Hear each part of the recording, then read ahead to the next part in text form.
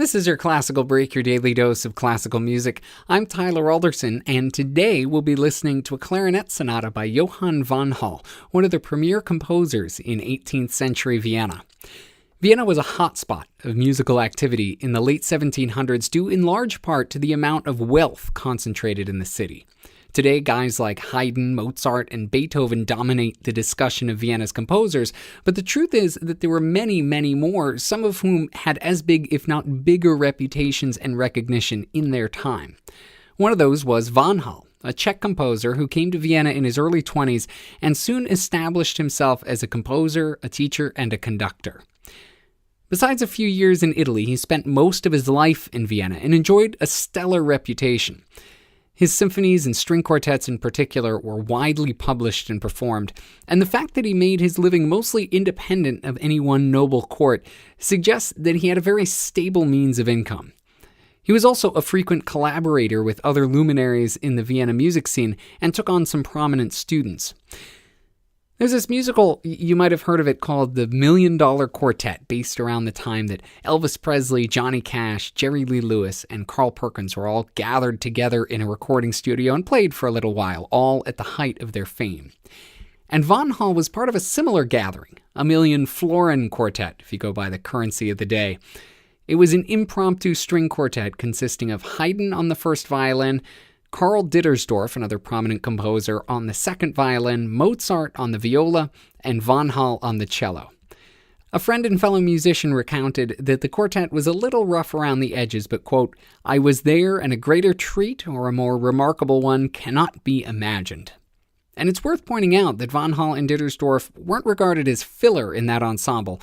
Much like Carl Perkins and Jerry Lee Lewis, they may be less well known today, but at the time, this was a group of four more or less equals. One of the reasons Vanhal may have slipped from history more than his ensemble mates was that he changed courses in his early 40s, shifting his focus towards music for the burgeoning middle class. Symphonies and other larger works were great and all, and conveyed an air of seriousness that burnishes your legacy, but you needed an orchestra to perform them.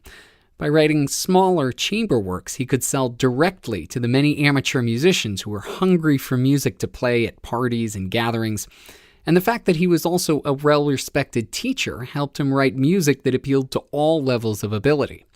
This piece is a perfect example. Neither the clarinet nor the harpsichord part feature much in the way of fireworks or virtuosity, and two reasonably accomplished amateurs could be expected to play this to a good standard.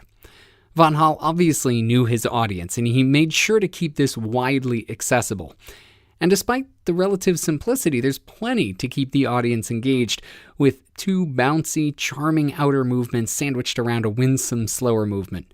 Sure, there's nothing groundbreaking here, but it's a nice bit of breezy entertainment.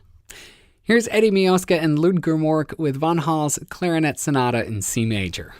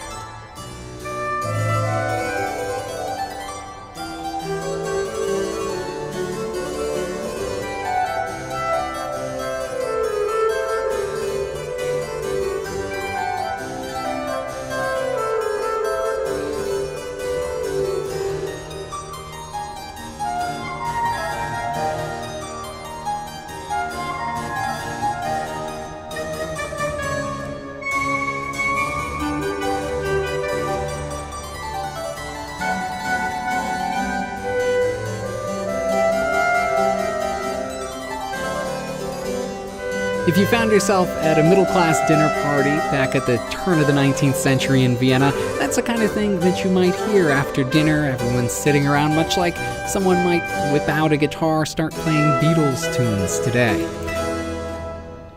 Thanks to Eddie Mioska and Ludger Mork for putting that up on imslp.org. And thank you for listening. If you have the chance, please rate and review this podcast wherever it is that you're getting it. I'm Tyler Alderson, and tomorrow for your classical break, we're keeping it in Vienna with Beethoven's Variations on a Theme by Mozart. I'll see you then.